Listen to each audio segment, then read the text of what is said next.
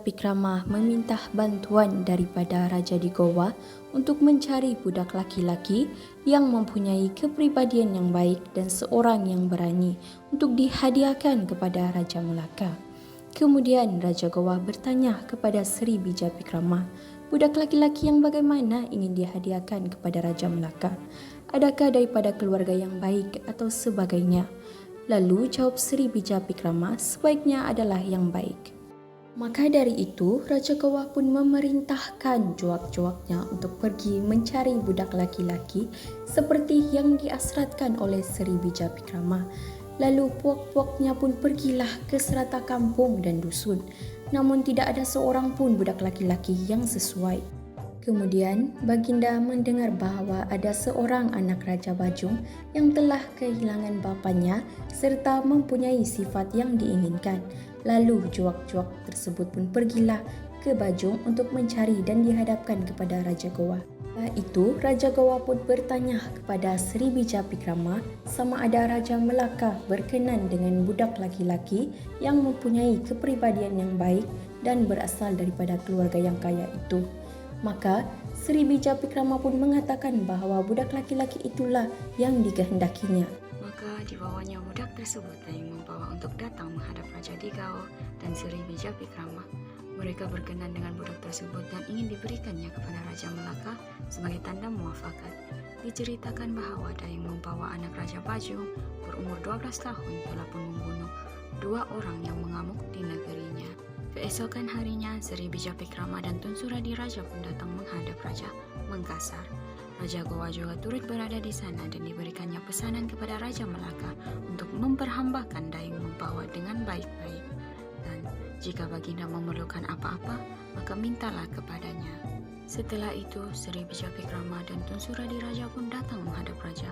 Lalu mereka pun memohon untuk bertolak dengan membawa surat bingkisan. Setibanya di perahu, surat tersebut pun diserahkannya dan mereka pun kembali.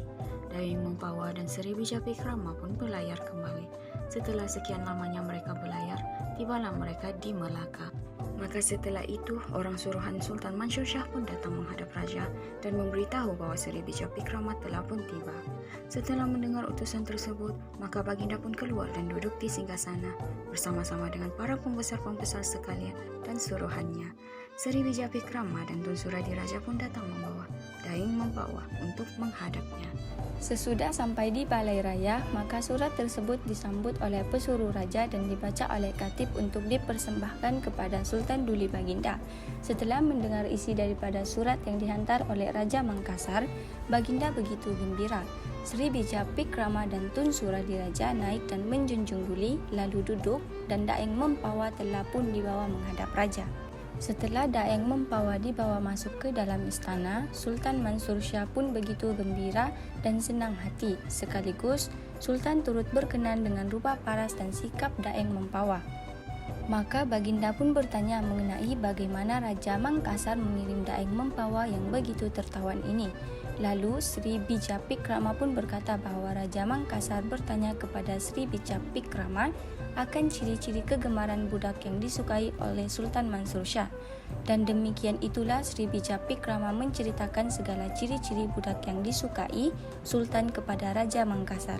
Setelah mendengar apa yang telah diceritakan oleh Sri Bija Pikramah tersebut, maka Baginda Sultan Mansur Shah pun memuji akan Sri Bija Pikramah.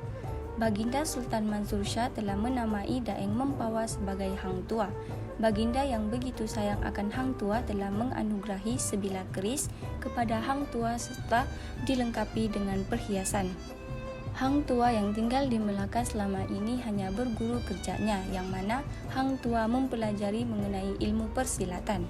Sultan Melaka mempunyai 8 pahlawan yang terdiri daripada Hang Jebat, Hang Kasturi, Hang Lekir, Hang Ali, Hang Iskandar, Hang Hasan dan Hang Musin.